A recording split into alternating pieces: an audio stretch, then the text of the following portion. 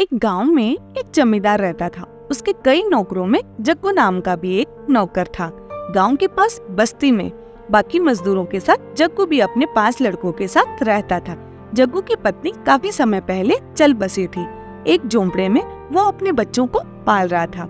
बच्चे बड़े होते गए और जमींदार के घर नौकरी लगते गए। सब मजदूरों को शाम को मजदूरी मिलती।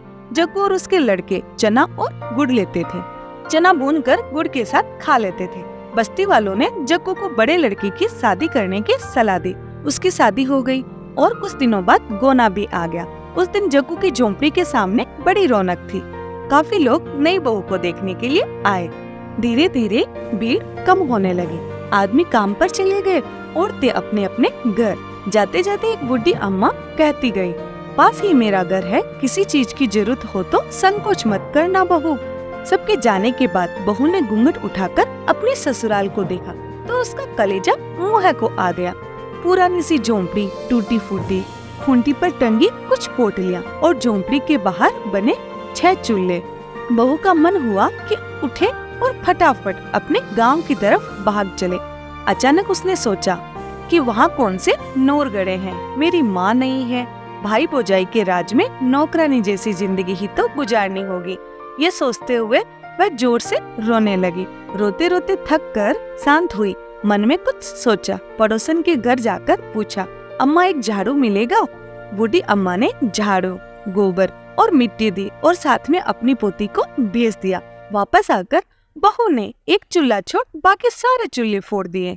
सफाई कर गोबर मिट्टी से झोंपड़ी और दीवारें लिपी। फिर उसने सभी पोटलियों के चने एक साथ किए और अम्मा के घर जाकर चना पीसा। अम्मा ने उसे साग और चटनी भी दी। वापस आकर बहू ने चने के आटे की रोटियां बनाई और इंतजार करने लगी अपने घर वालों का। जग्गू और उसके लड़के जब घर लौटे तो एक ही चूल्हा देख भड़क गए और चिल्लाने लगे कि इसने तो आते ही सत्यानाश कर दिया। अपने आदमी का चूल्हा छोड़ बाकी सभी के चूल्हे फोड़ दिए। झगड़े की आवाज सुन बहू झोंपड़ी से बाहर निकली और बोली, आप लोग हाथ मुंह धोकर बैठिए, मैं आप लोगों के लिए खाना लगाती हूँ। सब सोच में पड़ गए। सब हाथ मुंह धोकर बैठे। बहू ने पत्तल पर खाना परोसा। खाने में रोटी, साग, चटनी। कई सालों बाद उन सब ने ऐसा खाना खाया था। खाना खाकर वो सब अपने बिस्तर लेकर सोने चले गए। सुबह काम पर जाते समय बहू ने उन्हें एक एक रोटी और गुड़ दिया।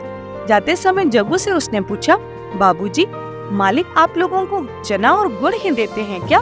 जग्गू ने बताया, मिलता तो सभी अन्न है पर वे चना गुड़ ही लेते हैं, आसान रहता है खाने में। बहू ने समझाया कि सब अलग अलग प्रकार का अनाज लिया करो। देवर ने बताया उसका काम लकड़ी चीरने का है।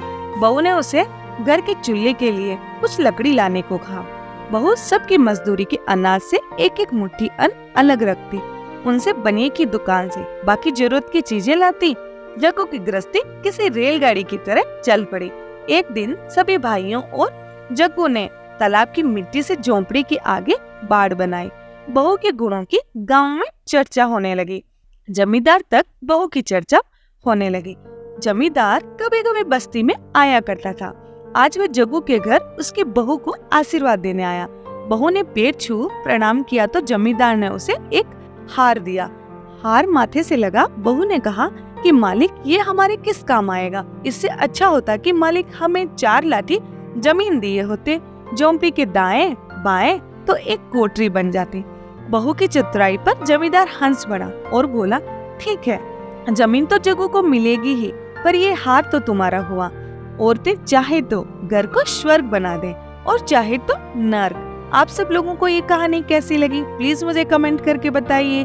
मिलते हैं फिर एक नई कहानी के साथ। Please comment, share and subscribe to channel.